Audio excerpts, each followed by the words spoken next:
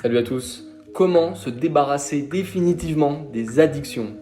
Qu'elles soient lourdes ou légères, la vie n'est jamais simple, donc on développe tous de manière plus ou moins importante des addictions dans la vie, que ce soit à l'alcool, aux jeux en ligne, aux jeux d'argent, à la nourriture, au sexe, à la pornographie ou bien même aux drogues.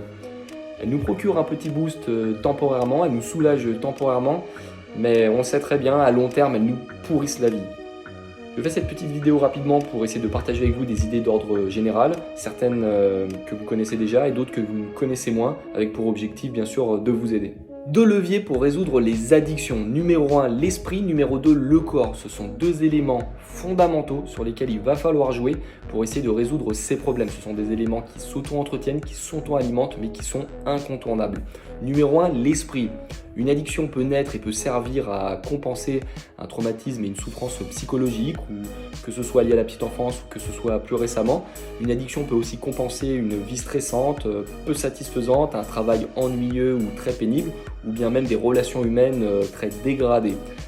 Elle peut également compenser une souffrance psychique et d'ordre métaphysique, une recherche du sens de la vie, du sens de l'existence.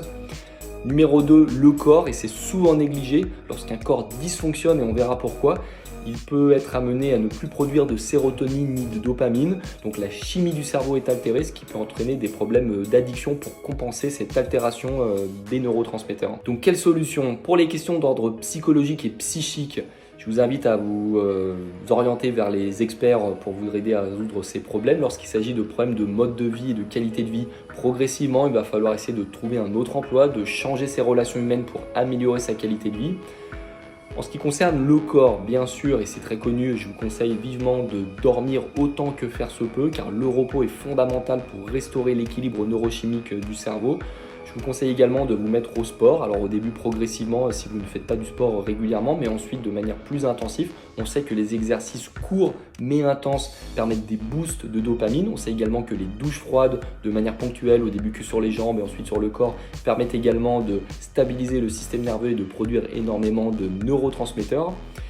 Mais aussi, et je vous invite à ne pas négliger votre alimentation, une alimentation moderne déséquilibrée, riche en sucre, riche en gras, riche en produits industriels et transformés peut dérégler le corps, dérégler la flore intestinale, perturber l'intestin, perturber le foie et entraîner des carences nutritionnelles en vitamines, en oligo-éléments.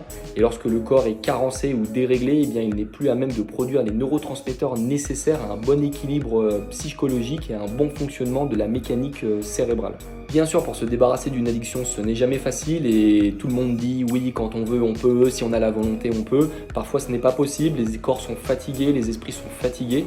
Donc, il peut y avoir des éléments qui donnent un petit coup de boost, qui aident naturellement à produire un peu plus de dopamine, à regarnir les stocks, comme certaines herbes très connues et très naturelles et tout à fait légales. Ça peut être une aide pour commencer et démarrer. Bien sûr, dans un second temps, il va falloir mettre en place une routine assez stricte et trouver un moyen de manière productive de compenser ces addictions en produisant de la dopamine par des activités enrichissantes et beaucoup plus satisfaisantes. Voilà, c'est terminé. J'ai fait en sorte que cette vidéo soit très courte. Donc si vous avez un commentaire, n'hésitez pas. Je vous souhaite une excellente journée. À très bientôt.